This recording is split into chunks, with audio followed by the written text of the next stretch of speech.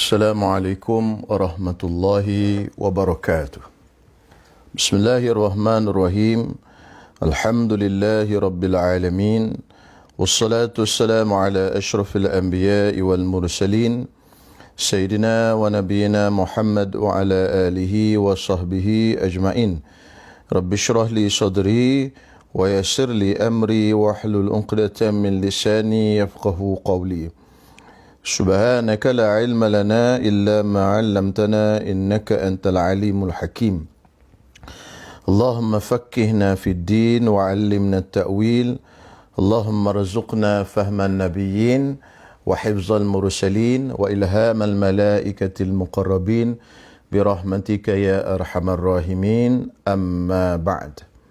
Alhamdulillah, segala puji dan syukur kita rafa'kan kehadrat Allah Subhanahu wa taala. Dengan limpah kurnia Allah Subhanahu wa taala pada pagi ini dapat kita bertemu sekali lagi. Mudah-mudahan pertemuan kita ini diberkati dan dirahmati oleh Allah Subhanahu wa taala. Seperti biasa, kita menyambung kuliah kitab Turas pada setiap pagi Ahad yang mana berlangsung di Masjid Al-Muttaqin, Wangsa Melawati. Ini kuliah sambungan secara live menggunakan tiga buah kitab. Yang pertama Hidayatus Salikin, yang kedua Pedoman Solat Berjamaah, dan yang ketiga Idaman Penuntut Jilid 3. Jadi tanpa melengahkan masa, pada pagi ini marilah kita sama-sama baca kitab untuk kita mulakan kuliah kita. Al-Fatihah. A'udzubillahi minasyaitonir rajim. Bismillahirrahmanirrahim. Alhamdulillahirabbil alamin arrahmanir rahim. Maliki yaumiddin. Iyyaka na'budu wa iyyaka nasta'in. Ihdinas siratal mustaqim. Siratal ladzina an'amta 'alaihim ghairil maghdubi 'alaihim waladdallin. Amin. Bismillahirrahmanirrahim. Alhamdulillahi rabbil alamin. Wassalatu wassalamu ala ashrafil anbiya'i wal mursalin wa ala alihi wa sahbihi ajma'in. Rabbi shrah li sadri wa yassir li amri wa hlul uqdatan min lisani yafqahu qawli. Subhanaka la ilma lana illa ma 'allamtana innaka antal alimul hakim. ولا حول ولا قوة إلا بالله العلي العظيم أما بعد. Kita sambung di kitab Hidayatus Salikin, muka surat 170 yang cetakan macam ni, 170 cetakan Jawi. Kita masuk di dalam tajuk Hakikat Takabbur. Hakikat Takabbur. Takabbur bahasa Arab, bahasa Melayunya sombong diri. Hakikat sombong diri. Hakikat tu maknanya ta'rif dari segi istilah. Jadi digunakan dengan makna hakikat. Jadi hakikat di sini maknanya ta'rif dari segi istilah syarak. Jadi syarak menggunakan kalimah takabur untuk memberi makna apa? Kan takabur ni bahasa Arab. Jadi orang Arab pun mungkin guna kalimah ni sebelum daripada datangnya agama Islam. Tetapi bila Islam datang, Islam menggunakan kalimah takabbur ini untuk merujuk kepada apa? Itu dia panggil istilah syarak. Jadi hakikat takabbur. Dan hakikat takabbur itu bahawa seorang itu melihat dirinya terlebih tinggi, terlebih besar. Besar di sini bukan besar pada jisim, iaitu bukan besar pada jirim, bukan besar ketulan tu tak, maknanya terlebih mulia, terlebih hebat dan terlebih mulia daripada orang lain, dan melihat orang lain hina berbanding dengannya. Jadi kita tengok balik, takabur itu bahawa seseorang itu melihat dirinya. Melihat dirinya maksudnya dia melihat dengan hati dia. Jadi dia melihat dengan hati dia, dia merasakan dengan hati dia. Okey? Itu maksudnya. Bukan dia melihat dengan mata. Mata itu hasil daripada hati. Tapi melihat di sini ialah yang dimaksudkan dengan melihat mata hatinya. Dirinya terlebih tinggi. Dia rasa diri dia lebih tinggi daripada orang lain. terlebih besar, terlebih hebat dan terlebih mulia daripada orang lain dalam masa yang sama, dan dia melihat orang lain hina berbanding dengan dia, dan dia merasakan orang lain itu hina berbanding dengan dia. Dosa takabur pertama dilakukan oleh iblis ketika mana Allah Ta'ala suruh iblis sujud kepada Nabi Adam alaihi salam. Kata dia, qala ana khairum minhu, kata iblis, ana khairum minhu khalaqtani min narin wa khalaqtahu min tin. Aku lebih baik daripadanya, daripada Adam. Engkau jadikan aku daripada api, wa khalaqtahu min tin, dan kau jadikan Adam itu daripada tin. Tin maksudnya tanah yang bercampur dengan air. Tanah ada turab, tanah ada tin. Turab dalam bahasa Arab tanah yang berdebu. Sebab itu bila kita belajar dalam bab tayamum, disebutkan salah satu daripada syarat sah tayamum ayyakuna biturabi. Dalam kitab matan Safinatun Najah, hendaklah tayamum itu dilakukan dengan turab. Turab itu maksudnya tanah yang berdebu. Adapun tanah yang berliat ataupun yang berselut tidak sah dibuat tayamum. Jadi tanah yang berselut itu yang orang panggil tanah liat pun betul kan? Jadi itu dipanggil tin. Kau buatkan Adam tu daripada tanah. InsyaAllah di bawah nanti kita akan jumpa. Dan melihat orang lain hina berbanding dengan dia. Jadi asal dosa ini, dosa takabur ni berasal daripada hati. Kemudian dia keluar, dia punya orang kata cetusan dia tadi, macam api, cetusan dia tadi keluar di anggota badan. Jadi dengan daripada perasaan dalam hati itulah dia mengeluarkan dia tu, perasaan tadi keluar dah tanda-tandanya di seluruh anggota badan. Asalnya bendanya dalam hati, tetapi bila ada dalam hati tu nampak tandanya di badan. Nanti dia akan sebut di bawah nanti tanda-tanda orang yang takabur. Jadi disitulah dia akan mula menunjukkan mukanya yang kepada orang yang mungkin, kalau dia orang kaya, dia tengok orang miskin dengan muka yang penuh kebencian, dengan mata yang kata juling-juling dia, hujung-hujung mata dan sebagainya, dengan riak muka dan sebagainya, berjalan dengan sombong dan sebagainya, dengan mendabik dada, bercakap dengan haiwan dan sebagainya. Itu semua tu asalnya daripada pandangan hati melihat orang lain lebih hina daripada dirinya. Dia bukan semata-mata perbuatan zahir. Sebab apa? Sebab kita belajar ni dosa-dosa hati. Kita bukan sedang belajar ni dosa-dosa anggota. Cuma daripada hati tu tadi keluar dia punya tanda-tanda tu di anggota. Okey? Dan ulama menyebutkan bahawasanya punca daripada dosa tu tadi, punca daripada dosa takabur ini ialah ada 3. Yang pertama iaitu dendam. Bila kita dendam pada seorang ini, biasanya dia akan mengeluarkan perasaan tu tadi, perasaan takabur. Contohlah, saya dendam pada si fulan ni. Kalau si fulan ni bercakap betul sekalipun, saya akan rasa apa? Kan? Itu punca pada dendam. Kalau si fulan ni dah mulia sekalipun, kita rasa dia hina. Apatah lagi kalau dia betul-betul hina. Sebab apa? Sebab berpunca daripada sifat dendam. Yang kedua, berpunca daripada sifat dengki. Kalau kita dengki kat dia, walaupun dia hebat macam mana, walaupun dia baik macam mana, ada je perasaan kita nak rasa kita lebih daripada dia. Perasaan kita hebat daripada dia. Sebab apa? Sebab berpunca daripada dengki. Yang ketiga, berpunca daripada riak, nak tunjuk-tunjuk kelebihan kita. Nak tunjuk-tunjuk kelebihan kita, muncullah daripada situ sifat takabur. Jadi punca ataupun asal pokok sombong ini berpunca daripada 3 perkara sebagaimana yang disebut di dalam kitab-kitab yang lain. Baik, kemudian dia kata tanda takabur. Dan tanda takabur itu ada kalanya nyata pada lidah. Seperti katanya, aku lebih baik daripada si fulan. Seperti kata iblis dilaknati Allah yang dihikayat di dalam Al-Quran. Kata apa? Kata iblis, ana khairum minhu. Khalaqtani min narin wa khalaqtahu min tin.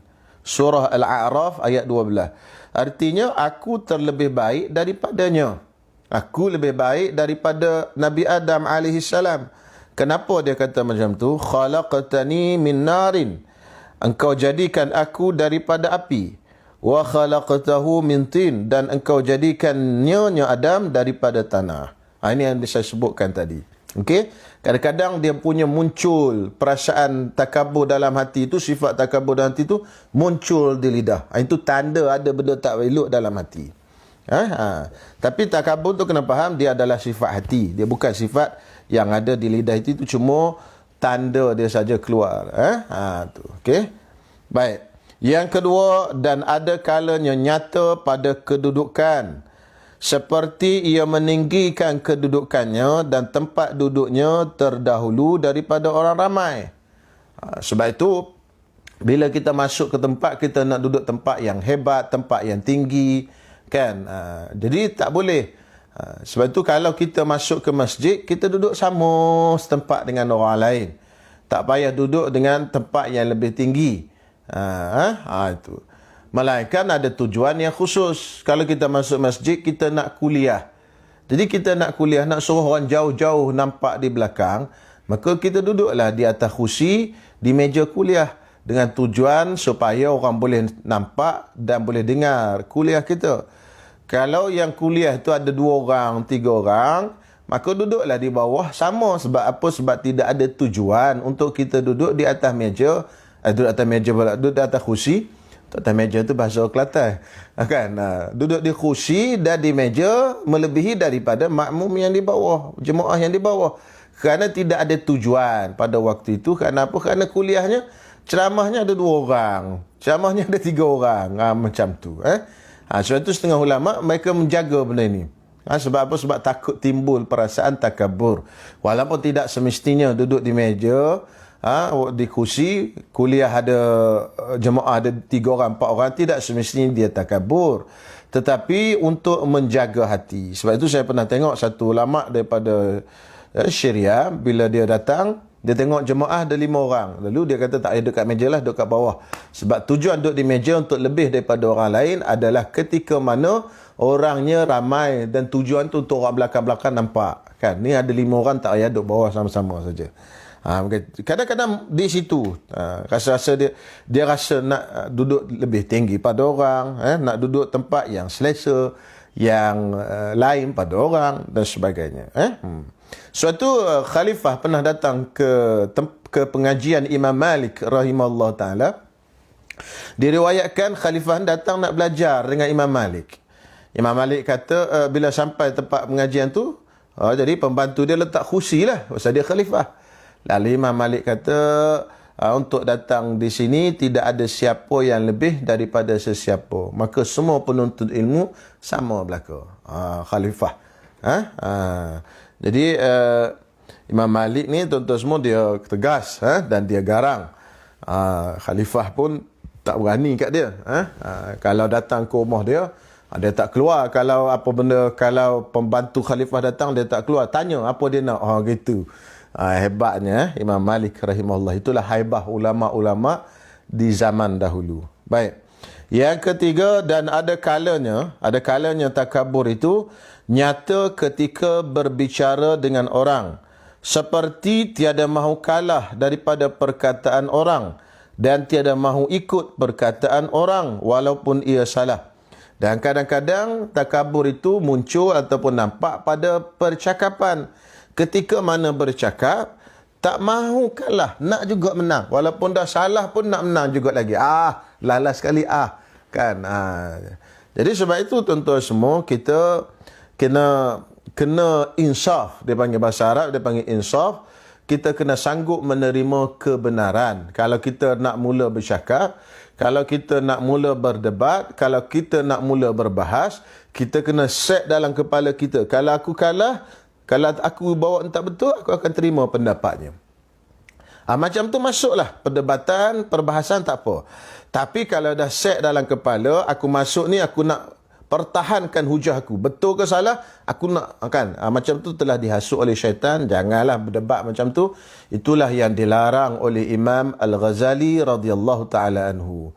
Jadi jangan masuk kalau macam tu. Kita tengok Imam Syafi'i. Diriwayatkan Imam Syafi'i berdebat dengan Sufyan bin Uyainah. Jadi dua-dua ni ulama yang sezaman. Jadi pendapat Imam Syafi'i, kulit bangkai bila disamak kulit bangkai tak jadi suci. Ini pendapat asal Imam Syafi'i. Kemudian Sufyan bin Uyainah dia berpendapat kalau kulit bangkai disamak, kita belajar dalam fiqh bab samak kulit, maka kulit itu menjadi suci. Ini khilaf. Maka masuklah, bertemulah dua ni, berdebatlah, berbahas, buat keluar hujah, buat keluar dalil dan sebagainya. Bila balik kedua-duanya ini, Imam Syafi'i memikirkan, aku rasa dalil Sufyan ini lebih kuat. Lalu Imam Syafi'i mengubah pandangannya, menjadikan kulit bangkai bila disamak menjadi suci. Sebab itu dalam fiqh mazhab Syafi'i kita belajar sampai sekarang, kulit bangkai boleh disamak dan menjadi suci dan boleh dibuatkan beg dan sebagainya, melainkan kulit anjing dan babi saja dan keturunan keduanya. Yang itu tak boleh. Okey, baik. Sufyan bin Uyainah pula, insaf dia menerima pula pandangan Imam Syafi'i. Jadi macam bertukar pandangan. Sufyan bin Uyainah kata, betul juga pendapat Imam Syafi'i ini. Lalu dia menukarkan pandangan dia. Akhirnya dia mengatakan, dalam pandangan dia, kulit binatang ini tidak suci disamak. Tapi mazhab Sufyan dah hilang lah tuan-tuan semua. Yang ada hari ini mazhabnya mazhab 4 saja sampai ke hari ini. Baik tuan-tuan semua, saya rasa cukuplah setakat itu dulu. InsyaAllah satu-satu kitab kita baca lebih kurang 15 minit saja. Okay? Dan kata Imamul Ghazali yang dirahmati Allah di dalam kitab Bidayatul Hidayah. Wallahu a'lam.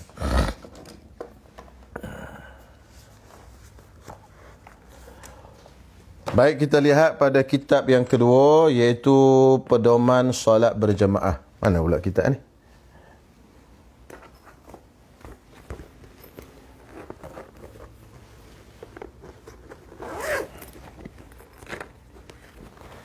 Ya Allah. Ni. Bismillahirrahmanirrahim. Pedoman solat berjemaah pada muka surat pada muka surat 19. Muka surat 19 cetakan Jawi. Kitab yang coklat macam ni muka surat 19. Okey.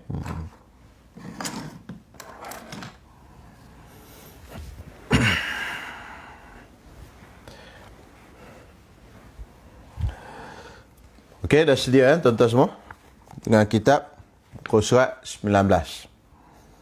Pada baris yang baris yang ke-5, kita ambil baris yang ke-1, 2, 3, 4, 5, 6, 7. Baris yang ke-7 daripada bawah. Muka surat 19, baris yang ke-7 daripada bawah.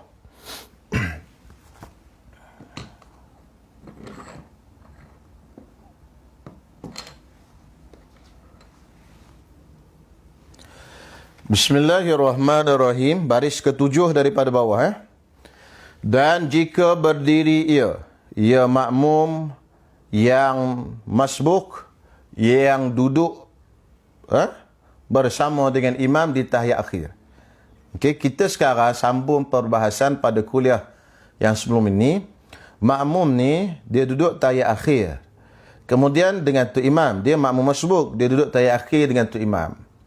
Tetapi dia bangun sebelum daripada imam memberi salam yang pertama. Tapi sunat kita dah belajar sebelum ini, sunat bangun selepas tu imam bagi salam kedua. Tapi lepas tu imam bagi salam yang pertama itu dah boleh bangun. Boleh bangun dah, Allahu Akbar, boleh. Tetapi sunat kita kita bangun selepas imam selesai memberi salam kedua-duanya. Jadi kena faham tuan-tuan semua, pertama boleh. Yang kedua sunat, boleh bangun selepas imam bagi salam pertama. Assalamualaikum. Bunyi kum tu habis. Boleh bangunlah tu. Habislah sembahyang imam dah. Kan? Jadi makmum yang masbuk boleh bangun. Allahu Akbar. Itu dari segi boleh. Tetapi yang sunatnya kita bangun selepas selesai daripada salam. Imam dua-dua selesai bagi salam. Dua-dua. Assalamualaikum warahmatullahi. Assalamualaikum warahmatullahi. Baru kita bangun. Okey, jelas tu kita dah sebut pada kuliah semua ini. Sekarang ni, dia cerita kalau kita bangun sebelum imam bagi salam, kita bangun nak sambung rakaat kita masbuk ni, tanpa niat mufaraqah. Apa jadi? Kan kita dah belajar sebelumnya pada kuliah yang lepas. Jadi tengok baliklah video yang kuliah yang lepas. Dia kata batal semayang jika bangun tanpa niat mufaraqah. Dia tak niat berpisah daripada imam, dia bangun. Semayang dia batal. Jadi sambungannya pada pagi ni dia kata, dan jika berdiri ia sebelum salam imam. Kalau dia berdiri dengan sengaja memang batal. Sekarang ni dia nak cerita kalau bangun dalam keadaan lupa. Okey? Dan jika berdiri ia sebelum salam imam dengan lupa atau jahil akan haram. Lupa dia sedang semayang, dia jahil, dia tak tahu benda ni haram. Dia tak tahu benda ni haram.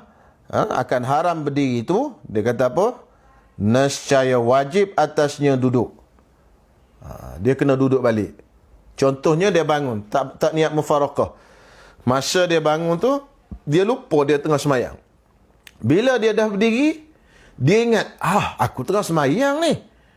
Dia lupa tengah semayang berjemaah. Maka, Tok Imam tak bagi salam lagi yang pertama ni. Ustaz kata hari tu, kalau tak bagi salam pertama, tak boleh bangun lagi. Dia pun terus duduk. Duduk. Tak adalah dia bercakap panjang macam tu kan. Maknanya dia ingat tu terus dia turun duduk. Dia tu duduk terus. Dia wajib turun duduk terus. Okey? Tu maksud dia. Ataupun dia tahu. Contohnya, lepas pada dia bangun tu, orang pun bagi tahu. Tak boleh bangun kalau tak niat mufaraqah. Dia pun tahu pada waktu tu. Kan? Mungkin ada orang sebelah dia, tok guru ke apa, dia cakap macam tu. Dia cakap secara umum lah. Kan? Bukan tegur dia, cakap secara umum. Dia pun tahu. Maka pada waktu itu wajib dia turun balik. Sebab tu dia kata apa? Dan jika berdiri ia sebelum salam imamnya dengan lupa atau jahil akan haram berdiri itu. Nescaya wajib atasnya, atas makmum masbuk tadi, duduk.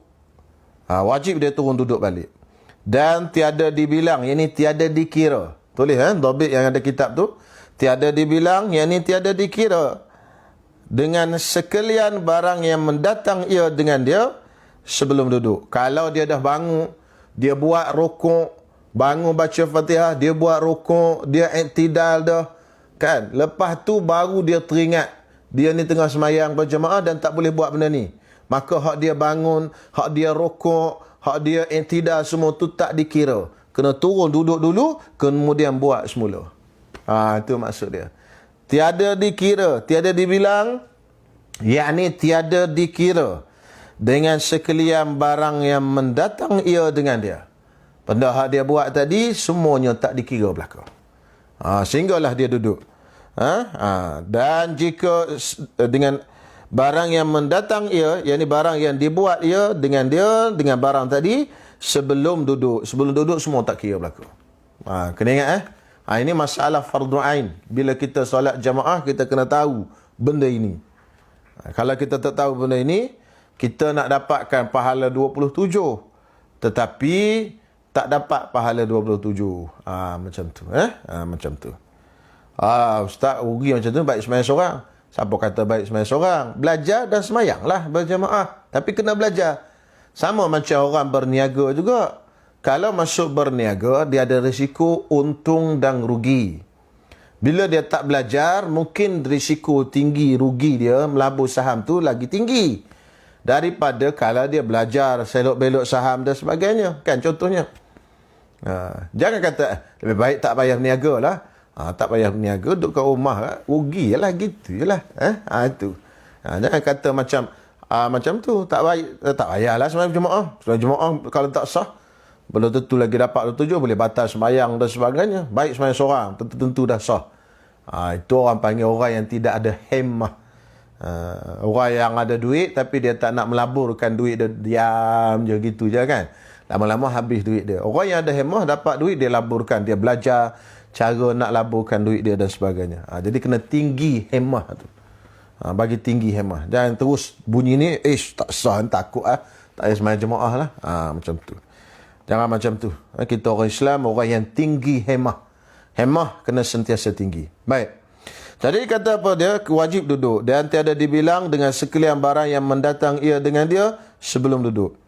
Dan jika mengetahui ia atau teringat ia kemudian daripada berdiri dan tiada duduk ia. Dia dah berdiri tadi, dia tahu. Dia dah berdiri tadi, dia teringat.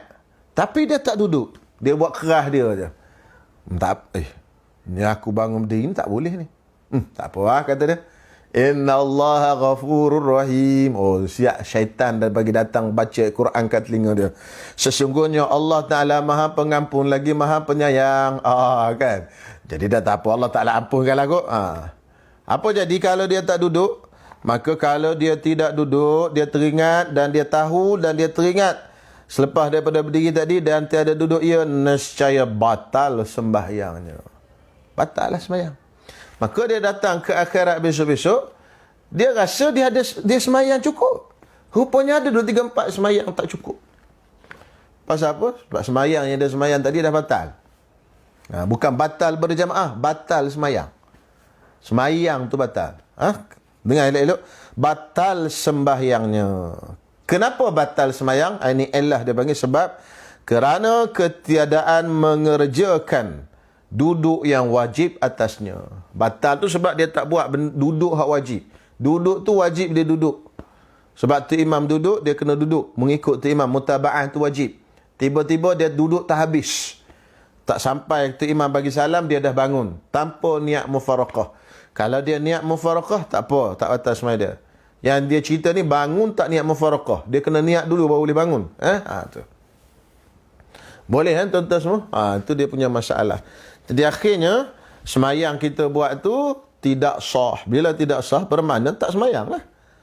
Katalah ada dalam hidup kita semayang macam ni ada 20.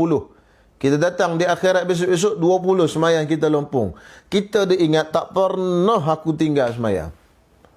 Ini penting belajar ilmu semayang berjamaah. Tak pernah aku tinggal semayang ni.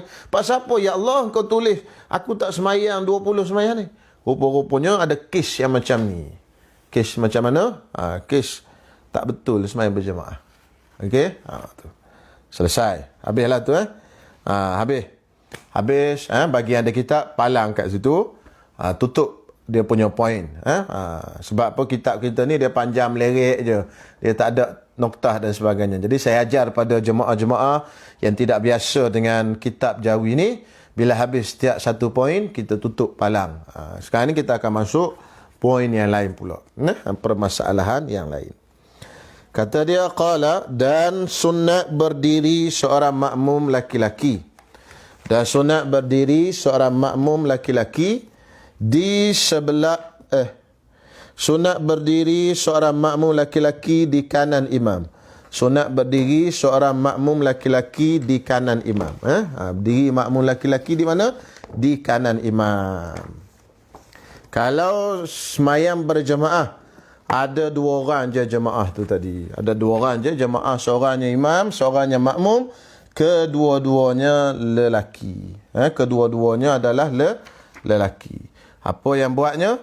Seorang lelaki tadi berdiri di sebelah kanan imam. Di sebelah kanan imam dan ke belakang sikit je. Ke belakang sikit. Bukan ke belakang banyak, ke belakang sikit kadar satu tapak lah. Tapak kaki. Okey. Boleh? Ini dia nak ajar kepada kita, dia nak bagi tahu kepada kita susunan saf.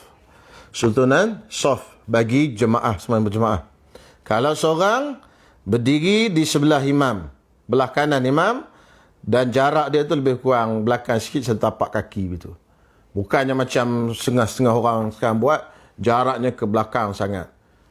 Dah satu tapak kaki je lebih kurang. Ke belakang daripada imam. Okey, baik. Katalah kalau dia tak buat macam ni.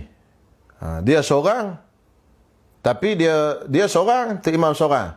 Tapi dia tak buat ikut susunan macam ni. Dia gigi-gigi, dia duduk belakang tu imam.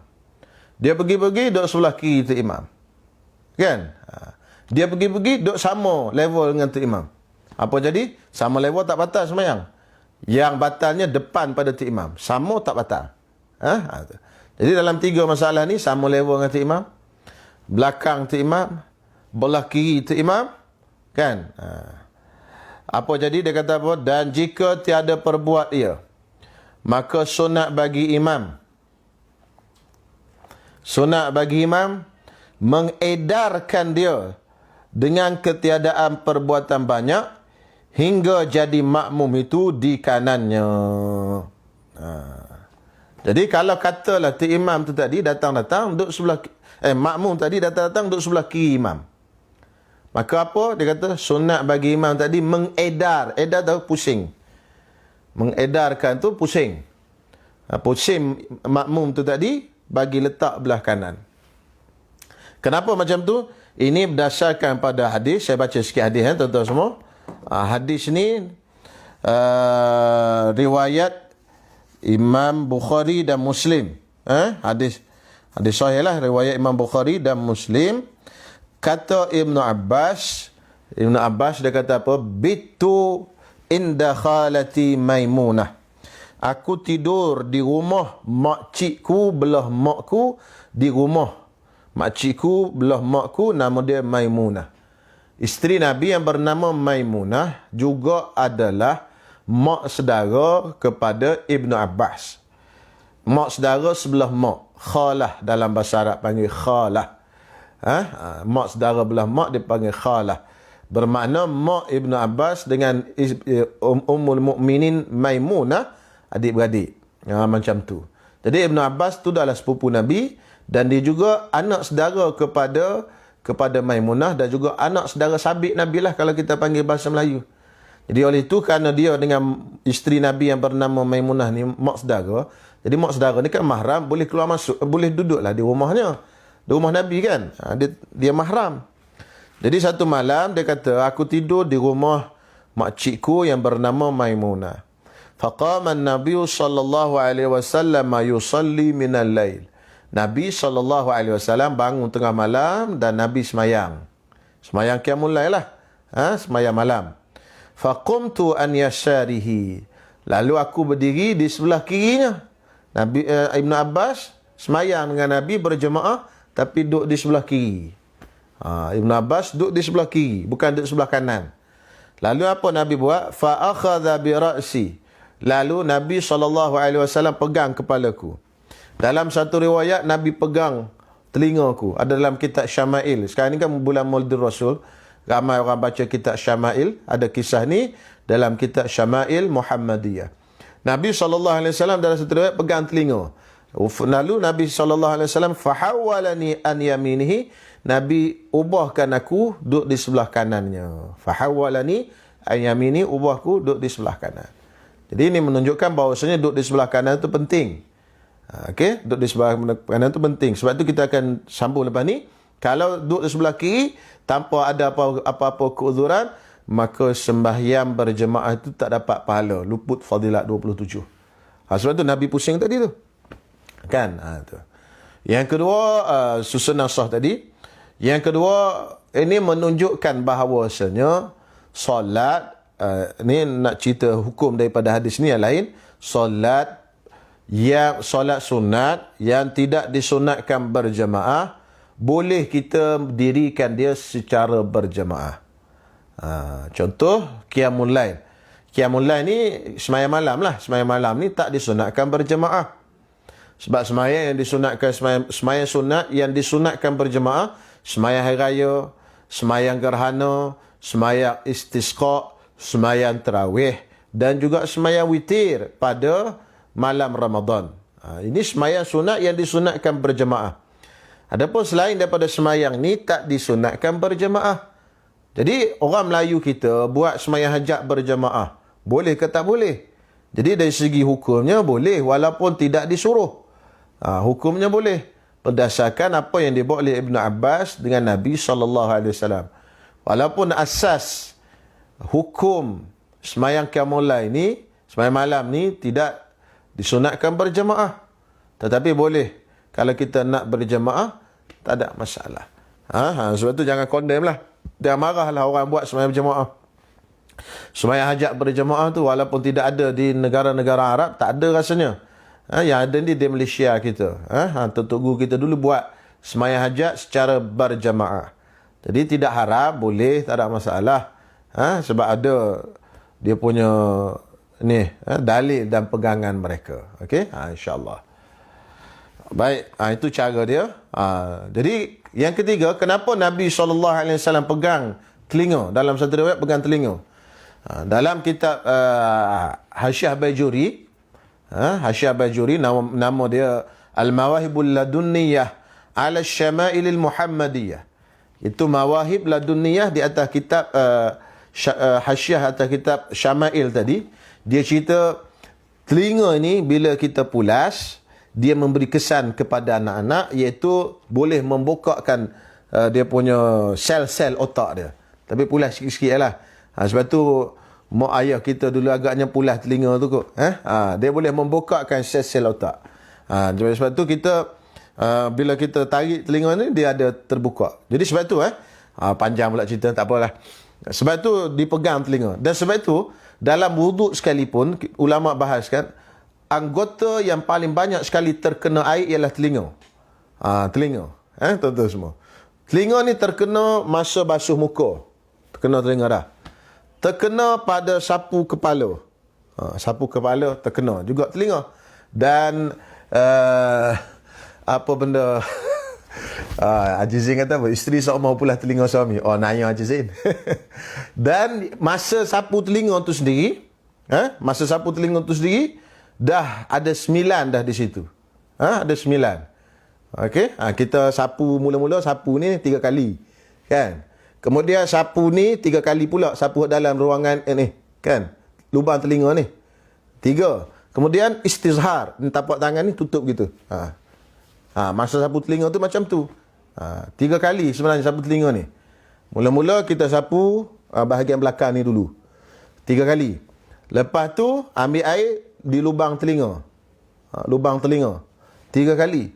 Lepas tu istizhar, maksudnya tapak tangan kita buat macam ni. 3. Campur lagi 6 tadi. 6 masa basuh muka 3. Masa sapu kepala 3. 9 campur 6, 15 kali. Kan? Paling banyak sekali anggota yang disapu ketika berwuduk ialah telinga. Jadi ada orang buat kajian kerana telinga ni dia bersambung dengan sel otak.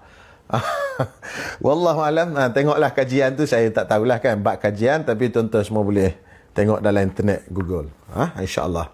Okey, balik pada sini. Itulah hikmah Nabi pegang telinga. Jadi dia kata apa? Dan menyalahi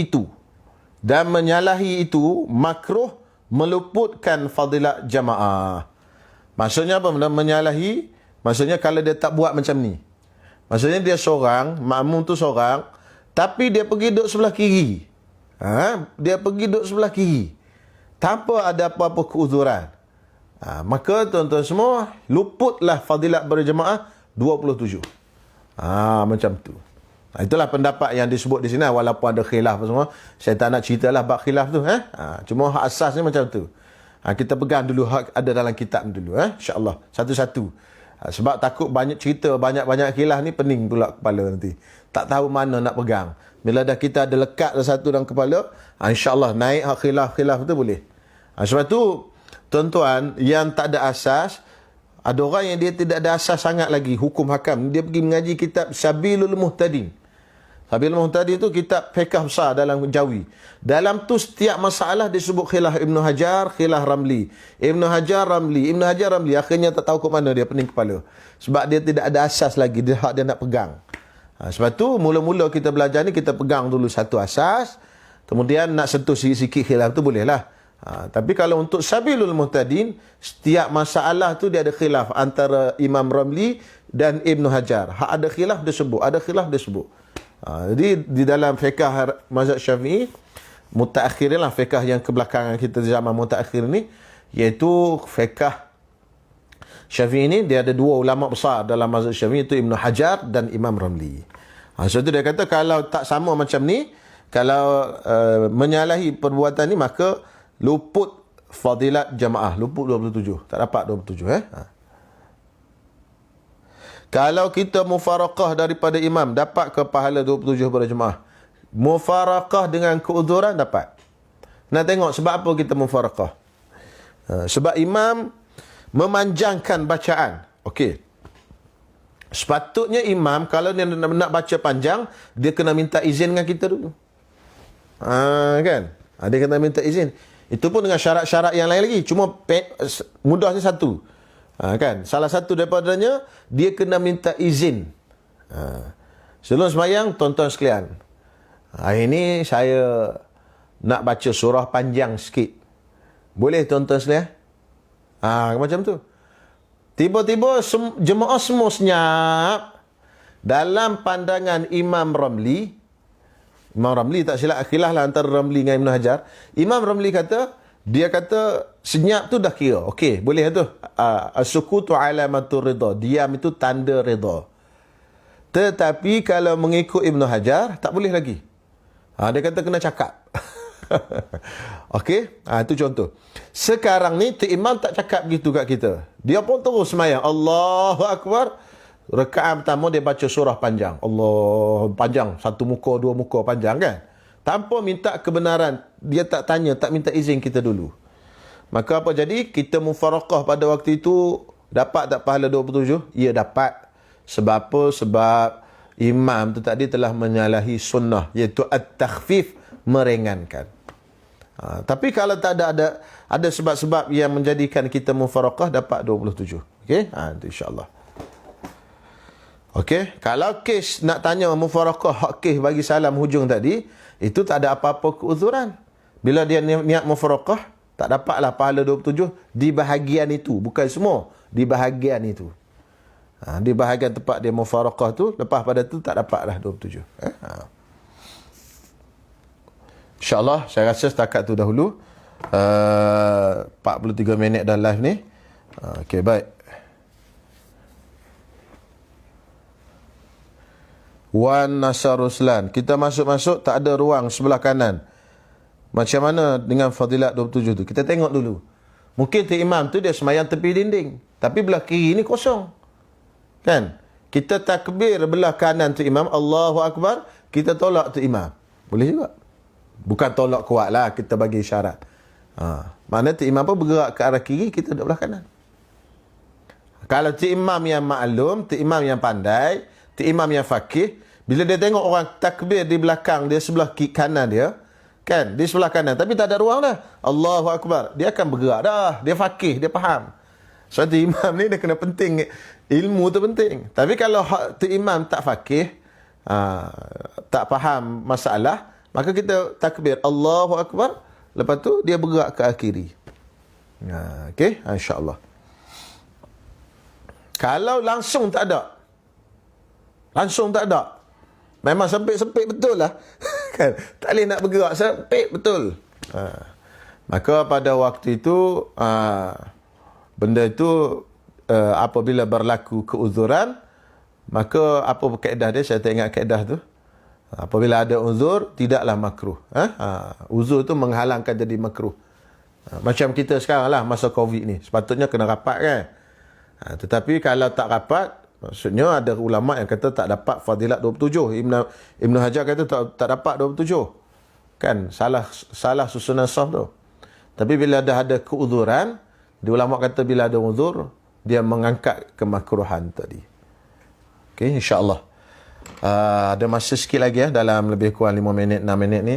Saya cuba baca sikit kitab yang idaman penuntut tu. InsyaAllah. Jadi sambungan muka surat 20 baris yang keempat. Okay. Allahu'alam. Ini kitab terakhir idaman penuntut. Jadi tuan-tuan yang mengikuti kelas, muka surat 34, had minum arak. Had, ini hukuman hudud minum arak. Muka surat 34. Bismillahirrahmanirrahim. Had minum arak, ini hukuman hudud bagi orang yang minum arak. Tuan-tuan ada soalan boleh tanya, tak ada masalah. Walaupun soalan yang berkaitan kitab pertama ke, kitab kedua ke, saya akan jawab insyaAllah hujung-hujung ni. Kalau ada lagi saya jawab. Barang siapa minum arak, dalam bahasa Arab disebut khamar. Khamar maksudnya tutup. Sebab itu tudung tu dipanggil khimar. Khimar tu kerana dia menutup. Dan bahasa Arab dia panggil khimar. Orang yang pakai khimar tu. Jadi ada orang jual khimar. Dia buat tudung labuh tu, dia panggilkan khimar. Khimar tu asal pada bahasa Arab. Iaitu menutup. Kerana khamar ni menutup. Arak ni menutup akal kita. Dia tutup. Akal tu dah ada tapi dia tertutup. Iaitu khamar tadi perahan daripada anggur basah atau yang disebut nabis. Iaitu perahan anggur kering atau daripada kurma atau daripada beras atau daripada syair, gandum atau sebagainya. Jadi dia ada arak, dia ada nabis. Nabis ni benda yang kita peram. Yang daripada kurma. Kurma pun boleh jadi. Diperam lama kurma tu kan. Dalam air pun, air biasa pun. Kalau campur dengan benda-benda lain. Lama-lama kan dia berbuih tu. Kemudian dia minum. Itu pun nabis. Memabukkan. Okey. Jadi arak jugalah. Kalau dia mabukkan. Ataupun tuak masam. Itu semua tu arak lah. Memabukkan. Jadi katanya, atau sebarang minuman yang memabukkan yang sekarang dipanggil minuman keras. Hukumnya hendaklah dihad, iaitu disebat dengan rotan atau tungkat. Jadi hukumnya disebat orang yang minum arak tadi. Ini hukuman hudud. Jadi siapa yang buat laksanakan hukuman ini untuk pemerintah. Bukan kita. Kita tak boleh buat suka-suka hati. Jadi satu dosa pula, satu kesalahan pula kita pergi buat. Dia hak orang lain, kita pergi rampas. Ini hak pemerintah. Sama ada minuman itu banyak atau sedikit, dan sama ada mabuk atau tidak, hukumnya sama. Minum tadi haram dan berdosa, sama ada banyak maupun sikit. Yang arak tadi, sikit ke haram ke, semua haram. Sikit ke banyak ke, semuanya haram belaka. Bila dikata minuman tidaklah termasuk tumbuh-tumbuhan seperti ganja dan dadah. Tak termasuk dalam takrif arak, ganja, dadah. Pertama, ganja ni tak najis. Arak, dadah ni tak najis. Dia tak najis. Kalau kita letak dadah dalam poket, contoh ada dadah dalam poket kan, semayang, Allahu Akbar, semayang tu sah. Tapi kalau ada botol arak dalam poket, semayang, Allahu Akbar, semayang tak sah. Sebab apa? Sebab kita bawa najis. Sebab arak tu najis dan juga arak itu najis, tapi dadah tadi dia bukan cecair. Dia tak najis. Jadi masa saya belajar dulu, ustaz saya dulu, saya ingat lagi Ustaz Ismail, Ustaz Weng kita panggil, di sekolah Arab dulu, bukan Allah Yarham Ustaz Ismail Kamus. Dia kata, salah tu orang duk tulis kat billboard tu. Tu kan dia tulis, jauhi najis dadah. Dia kata dadah tak najis. Kan? Orang fiqah tuan-tuan semua benda dia nampak, dia relate dengan fiqah belaka. Padahal itu mungkinlah dari segi bahasa je kan. Tapi dadah tak najis. Sebab apa? Sebab dia bukan cecair. Okay? Yang najis tadi ialah arak cair, dia najis. Jadi kalau kena kat badan, kena basuh apa benda arak. Kalau kena ganja ke apa kat badan, dia tak najis. Tak apa, tak basuh pun tak apa, dia bukan najis. Yang kedua, arak tadi kalau disabitkan dia minum arak, maka kena hukuman hudud, had. Tapi kalau dadah, dia tak kena hudud. Kan? Dia tak kena hudud. Tapi boleh pemerintah kenakan takzir. Takzir itu maksud dipandang dengan pandangan pemerintah apa yang sesuai, kan? Itulah takzir. Tapi tidak dikenakan hudud. Itu macam tu. Ini secara mudah-mudah ialah tuan-tuan semua, sebab ada dalam kitab ni. Jadi tujuannya saya dah baca 1-2 idaman penuntut ni. Jadi asalnya nak bagi khatam idaman penuntut sampai 3 jilid. Jadi biar baca nampak gambaran pun tak apalah, tak detail pun. InsyaAllah. Barang siapa mengisap ganja atau dadah, tidaklah dikenakan atasnya hukuman hudud. Malahan hukumannya haram jua. Haram. Bukan kata tak kena hudud tak haram. Tak haram. Cuma tak kena. Dalam bab ni tak kena. Dalam bab apa orang kata dalam bab hudud minum arak tak kena. Macam zina lah. siapa yang bersama dengan perempuan tapi dia tak masukkan kemaluan dia di dalam kemaluan perempuan, tak dipanggil zina. Walaupun duduk dalam satu bilik apa semua, tapi dia tak masuk, tak panggil zina. Jadi tak kenalah hukuman hudud zina. Macam tu. Walaupun duduk sebilik, dia kena cukup syarat dia. Sekiranya dan tidak haram makan dadah tu tadi, hisap dadah tadi, jika sedikit terutama kerana ubat. Tidak haram kalau untuk buat ubat. Tidak haram untuk buat ubat. Itu kita panggil ubat tu drak tu kan, dadah. Jadi dia proses dalam drak tu kan, dalam ubat tu kan ada dadah. Jadi kita bawa dalam poket, kita sembahyang Allahu Akbar. Sah, tak ada masalah. Tak ada masalah. Sekiranya orang yang telah dijatuhkan hukuman itu mabuk, kenalah ditunggu sehingga ia sedar, baru disebat.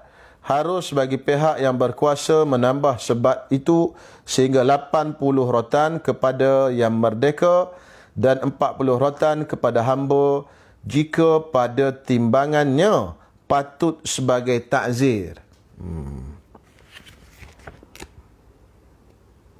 Jadi orang hamba ni, dia tuan-tuan semua, kita belajar dalam bab hamba, dia separuh daripada orang yang merdeka. Jadi kalau dia disebat pun separuh. Orang merdeka 40, hamba 20. Kalau talak pun macam tu, orang merdeka ada 3 talak, orang hamba ada 2 aja. Pasal dia tak boleh 1,5 kan, 2 aja. Kalau isteri pun sama, orang merdeka boleh menikah sampai 4 kan, dengan syarat ada beranilah. Kalau tak berani tak boleh juga. Orang hamba dia boleh menikah sampai 2. Tu hamba tu semua separuh daripada orang merdeka. Wajibnya had atas peminum arak itu dengan 2 sebab. Pertama, dengan saksi 2 orang laki-laki yang menyaksikan ia minum arak atau menyaksikan atas ikrarnya. Jadi ada 2 orang saksi melihat dia minum arak, atau ada 2 orang saksi menyaksikan dia berikrar dia minum arak, dia mengaku dia minum arak. Dia tak tengok orang tu minum arak, tapi dia tengok orang tu mengaku dia minum arak. Itu pun boleh jadi juga. Kedua, dengan ikrar peminum itu sendiri, tetapi diterima cakapnya jika ia menarik balik ikrarnya itu. Ikrar ni pengakuan lah. Dalam istilah syarak, al-iqraru sayyidu al-bayyinah. Ikrar itu adalah penghulu bagi segala bukti. Jadi yang paling besar sekali bukti lah, ikrar lah. Jadi bila dia mengaku tu, kira habis lah. Tapi dia boleh tarik balik. Okey, wallahu alam. Sambungannya kuliah akan datang. Setakat dulu, wallahu alam. Ada soalan ke sebelum saya tutup?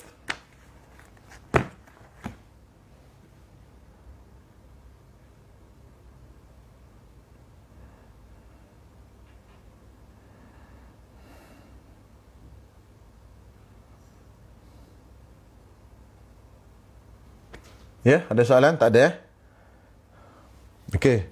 InsyaAllah kita jumpa pada hari Ahad depan. InsyaAllah kuliah kitab Turus ni setiap hari Ahad berlangsung pada pukul 9.30 pagi lebih kurang sampai pukul sejam lah lebih kurang, sampai 10.30 insyaAllah.